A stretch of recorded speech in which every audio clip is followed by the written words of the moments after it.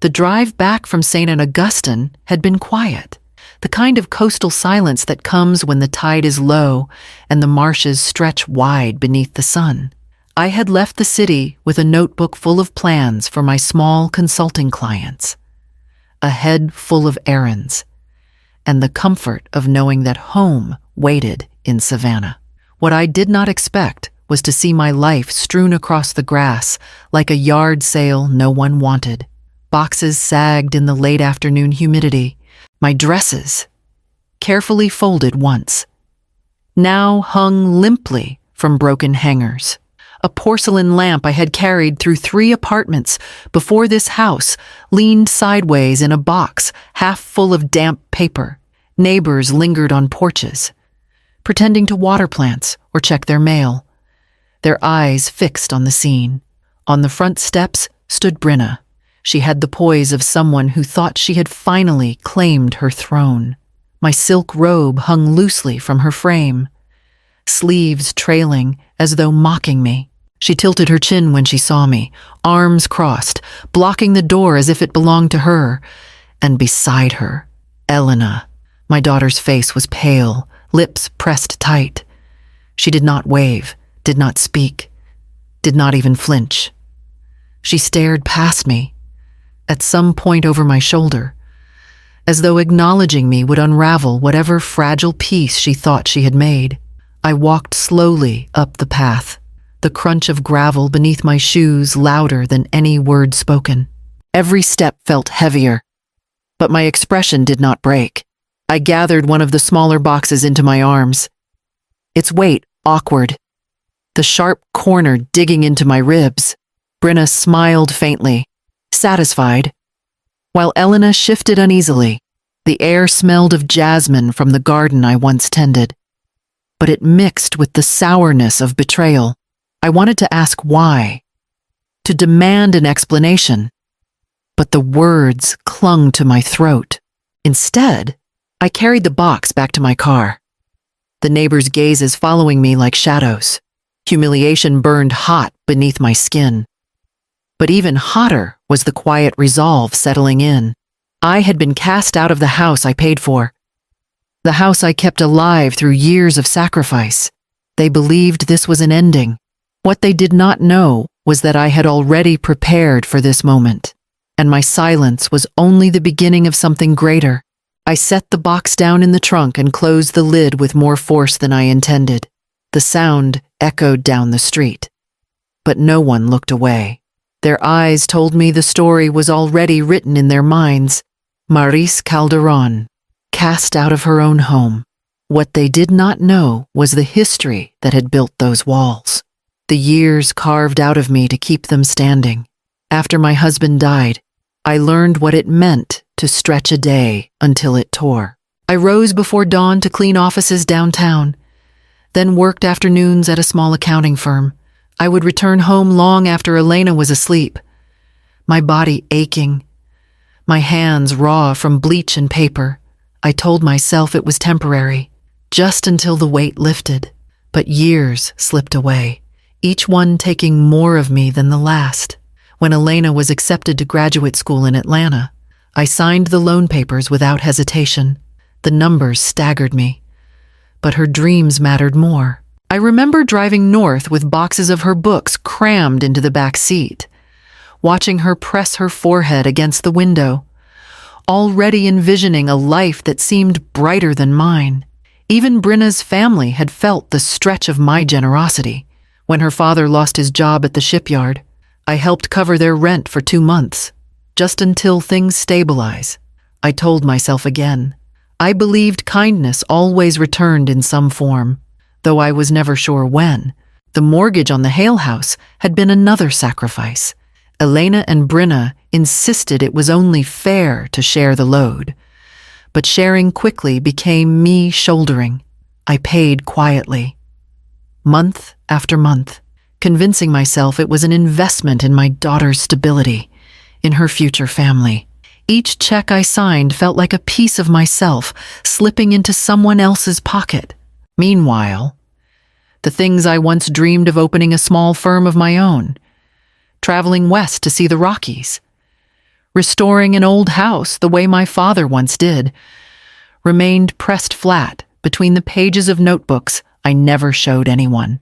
My life narrowed into a ledger of obligations. Love measured in bills paid and debts carried. Now, standing in the heat of Savannah with my belongings tossed like refuse, I understood what those years had cost. They thought they had discarded me, but what they had really done was cut the final thread that bound me to their need. And with that break, I was free to reach for the secret I had kept waiting in silence. The first time I stepped back into the house after finding my things on the lawn, it no longer smelled of me. The air carried Brenna's perfume, sharp and floral, clashing against the faint trace of lavender I used to keep by the window. She appeared at the top of the stairs in my robe, the pale silk dragging along the floor, as if she had been born to wear it. "Our place feels different now that it's just us," she said, her hand resting casually on the banister. The words were light, but the edge in her tone left no room for misunderstanding. Elena stood behind her, close enough to suggest allegiance, far enough to avoid my gaze. She fiddled with the bracelet I gave her when she graduated, the silver one etched with vines, twisting it around her wrist like a tether she wanted to break. I stepped into the living room, where my framed photographs had been pushed to the sideboard. In their place, Brenna's scented candles flickered in glass jars. She sank into my armchair and crossed her legs as though she were granting me an audience. "Don't misunderstand," she began, leaning forward. "This is about protecting Elena's future. You've given enough. It's time she lives without your sacrifices dragging her down." Her voice was smooth, rehearsed. I could almost believe she thought herself noble. Elena's silence, however, carved deeper than Brenna's words. I looked at my daughter, searching for some flicker of hesitation, some spark of the girl who once clung to me after nightmares. Instead, she lowered her eyes, letting Brenna's claims settle in the air between us. A crack split open inside me, thin at first, but widening with every second of quiet. I did not answer, not with rage or argument. I simply turned, lifting another box from the hall, and carried it back to the car. Their voices drifted after me, muffled and triumphant, but I heard only the beat of my own heart, steady and certain. I had been pushed from the space I built, but I still held something far greater than walls or furniture, and it was time to remind myself exactly what that was. The morning after, I drove past the familiar squares of Savannah, where oak branches draped in Spanish moss shaded the streets. Instead of turning back toward the house that no longer felt like mine, I headed downtown, to First Union Bank. The building's marble columns had watched over generations of fortunes, rising and falling, and now it guarded the only truth I had kept for myself. Inside, the cool air steadied me. I signed the ledger and followed the attendant into the vault, a place that always smelled faintly of metal and dust. When the small steel door opened, I lifted the narrow box onto the table and slid it toward me. My hands trembled slightly, though not from fear. One by one, I unfolded the papers I had hidden away. Property deeds, trust documents, bank statements untouched by the hands that believed they had stripped me bare. At the very bottom lay the file that mattered most. The cover bore the name of an LLC I had created years ago, nothing more than initials on paper, faceless, invisible. Inside, the deed to a property long whispered about in the Hale family, a place they had lost decades earlier, Brookhaven Hall. Once, it had been their pride, a sprawling colonial estate that collapsed into debt during the savings and loan crisis of the 1980s. I bought it quietly, 3 years ago, when the heirs could no longer carry its weight. With the right attorney and the right shell company, no one traced it back to me. I remembered walking through its empty halls the first time, sunlight breaking through cracked shutters, dust rising with every step. I knew then it was more than an investment. It was insurance, a refuge waiting for the day when sacrifice would no longer protect me. I stacked the papers neatly, slid them back into the box, and closed the lid. The sound of metal locking against metal filled the silence like a promise. They thought I had nothing but what they tossed onto the lawn. In truth, I held far more than they could imagine. As I left the bank, the weight on my chest lifted. The life they tried to discard was only one chapter. The next began with Brookhaven Hall. I drove out of the city, the streets giving way to two-lane roads lined with pecan trees and weathered fences, 20 minutes beyond Savannah. I turned down a narrow drive flanked by brick pillars, their iron gates rusted but still standing. The path curved through a field of wild grass until the house rose into view, Brookhaven Hall. Even after all these years, the sight of it tightened my chest. White columns stretched 2 stories high, their paint fresh again after decades of neglect. The red-tiled roof gleamed against the Carolina blue sky, a sharp contrast to the day I first walked through its broken doors. Back then, plaster had peeled from the walls, vines had forced their way through cracked windows, and the ghosts of debt hung heavier than the dust. I had poured myself into its restoration, piece by piece, in the quiet hours no one knew about. Every paycheck I did not spend on myself, every investment I nurtured in silence, became a tile, a beam, a brick in this estate. Craftsmen from Beaufort restored the carved banisters. Local masons rebuilt the fireplaces. I left the creak of the old floorboards untouched, reminders of its history. The irony was sharp. The Hales had spoken of this place for years as though it had slipped through their fingers by bad luck alone, as if their legacy had been stolen. But it was not stolen.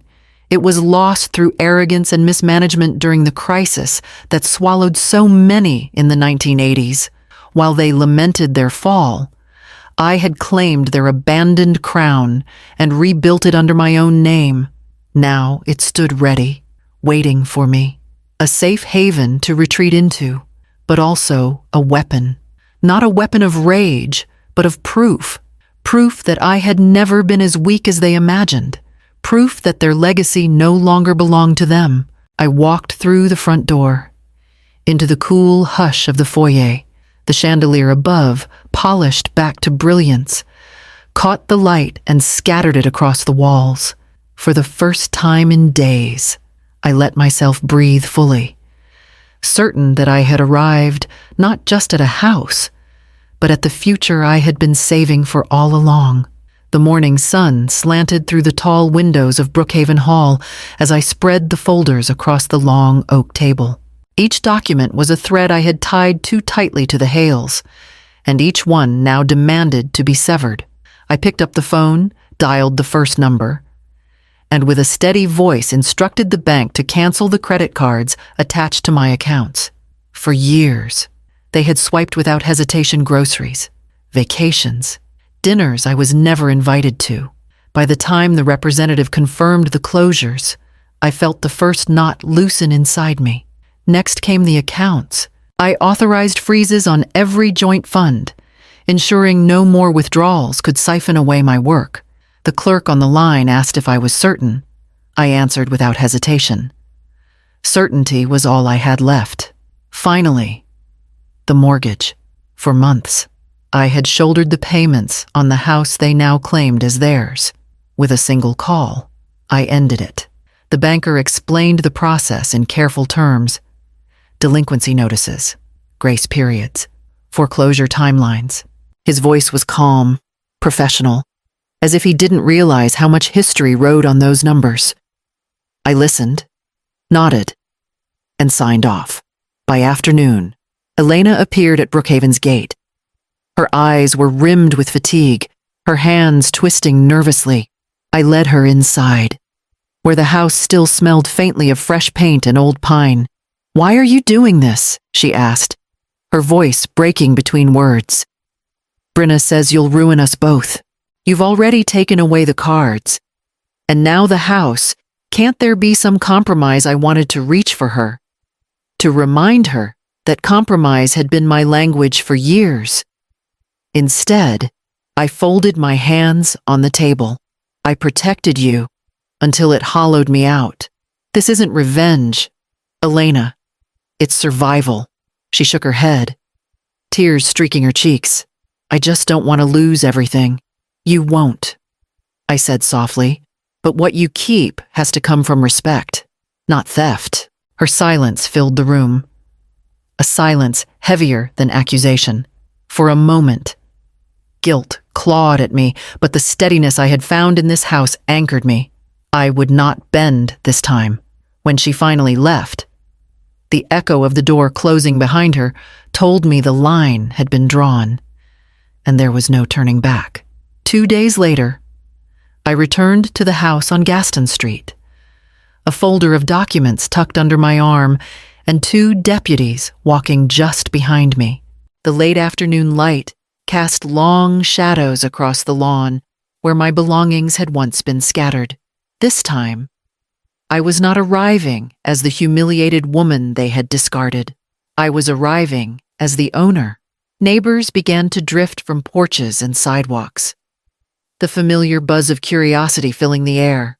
Curtains shifted, blinds parted, and I knew before I reached the steps that the entire square would know what happened here before sunset. Brenna stood at the door, arms folded, her face tightening when she saw the deputies. Elena hovered behind her, her expression pale and uncertain, the lines around her eyes deeper than her age allowed. I held up the documents. "This property is in my name. The mortgage has been defaulted, and foreclosure proceedings are already underway. You have 48 hours to vacate." Brenna's laugh was sharp, brittle. "You can't do this. We live here. Elena and I, this is our home now." I met her glare without raising my voice. "No, Brenna. It was never yours. You lived here because I carried the weight of it. That ends today." Elena's eyes filled, her voice trembling. "Mama, please. There has to be another way. You don't have to be so final." Her tears tugged at me, but I kept my shoulders straight. Years of compromise had already carved enough out of me. This is already more mercy than I was given. Brenna's protests turned shrill, words tumbling over each other, but the deputies stepped forward, their calm presence enough to silence her. The crowd watched, rapt, as the woman who had paraded in my robe now stood cornered on the very porch she thought she owned. I turned, my gaze steady on Elena. She wept silently, and for a moment the ache in my chest nearly broke me. But I walked away, the papers still firm in my grip, leaving behind their anger, their disbelief, and the house that no longer bound me. Ahead, Brookhaven waited, and with it, the next move I was ready to make. Word spread quickly after the deputies left. I did not have to announce what had happened. Savannah's porches and parlors carried the story faster than any headline. By morning, Brenna called, her voice sharp with indignation, but threaded with something new fear. "You can't touch my mother's house," she snapped before I could answer. "She's innocent in this. That place is all she has." I let her words hang for a moment. "Your mother's house in Pooler. The one you've been promising to renovate once you had more money. I bought it last year. Brenna, it's in my portfolio. I haven't raised her rent, but the deed is mine." There was silence on the other end, broken only by her uneven breathing. The confidence she once wielded so easily cracked under the weight of a truth she hadn't expected. For years, she believed she was maneuvering me, building a future on my back. Now she realized the ground she stood on belonged to me as well. Later that evening, Elena came to Brookhaven alone. She sat stiffly at the edge of the parlor sofa, her hands clenched in her lap. "She didn't tell me," she said at last, "about her mother's house. about how she's been pressuring you all this time. I thought she just wanted stability. I didn't see what she was doing to you." Her eyes lifted. And for the first time since that day on the lawn, I saw something break open in her. A recognition of how far she had been pulled into Brenna's orbit. "Motives reveal themselves when the mask slips," I said quietly. Elena shook her head, anger and shame warring across her face. "She made me believe you were holding us back, but it's her.